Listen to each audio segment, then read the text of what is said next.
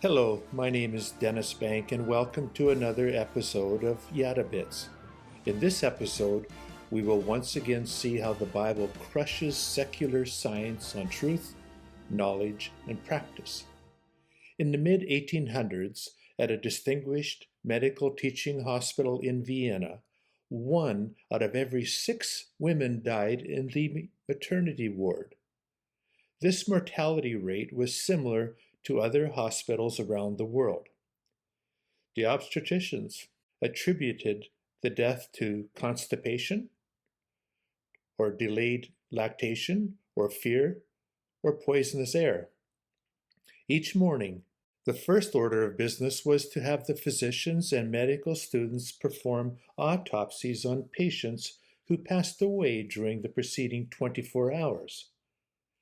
Once they finished their work in the morgue, the physicians and students went directly into the maternity ward to do pelvic examinations. In the month of April of 1847, 57 women died in this maternity ward.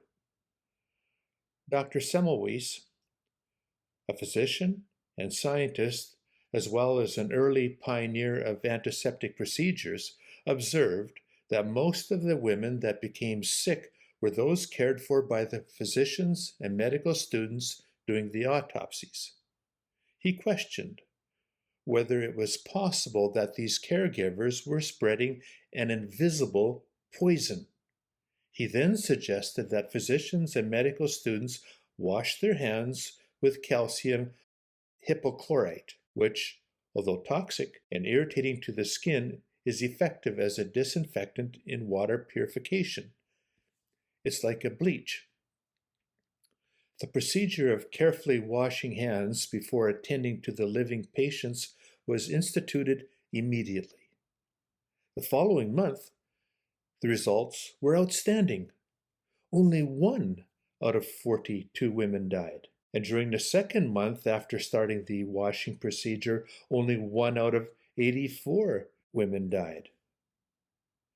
Now, unfortunately, the ridicule this doctor received from his scientific medical peers regarding his invisible germ theory and for his radical washing rules eventually resulted in him leaving the hospital and ultimately led to a mental breakdown.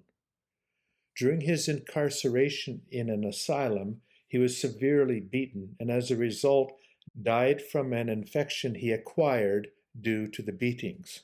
An autopsy revealed that he died of the same disease against which he had struggled all his professional life.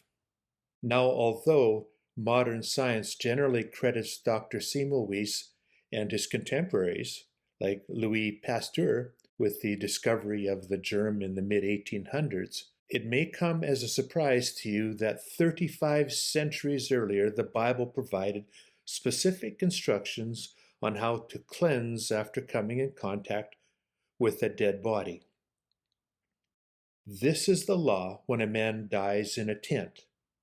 All that come into the tent, every open vessel, which has no covering bound upon it, is unclean. And whoever touches one that is slain with a sword in the open fields, or a dead body, shall be unclean 7 days. And for an unclean person, they shall take of the ashes of the burnt heifer, of purification for sin, and running water shall be put into a vessel. He shall purify himself, and wash his clothes, and bathe himself in water, and shall be clean at even. So they were to wash their bodies, clothes, and utensils in running water, and scrubbing with the ashes of a burnt heifer. Now you may be wondering, why the ashes of a burnt heifer? The ashes of the burnt animal were used to produce lye, which is the main ingredient in disinfectant soap and is still used in natural soap manufacturing around the world to this day. Did you catch that? The Bible commanded the people of God to wash with the disinfected soap after touching a dead person because they would be contaminated with something unseen. And this was long before science was able to observe this.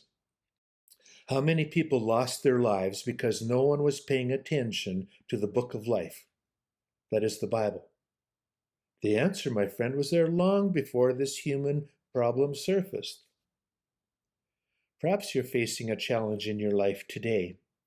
This challenge may not be something you can touch or even see, but you know it's there. In order to overcome your challenge, you will need to ponder this. Thus saith the Lord, Behold, I set before you the way of life and the way of death. So which way will you choose? Thanks for watching, and please subscribe to the Adipits channel and hit the bell to receive our new broadcasts.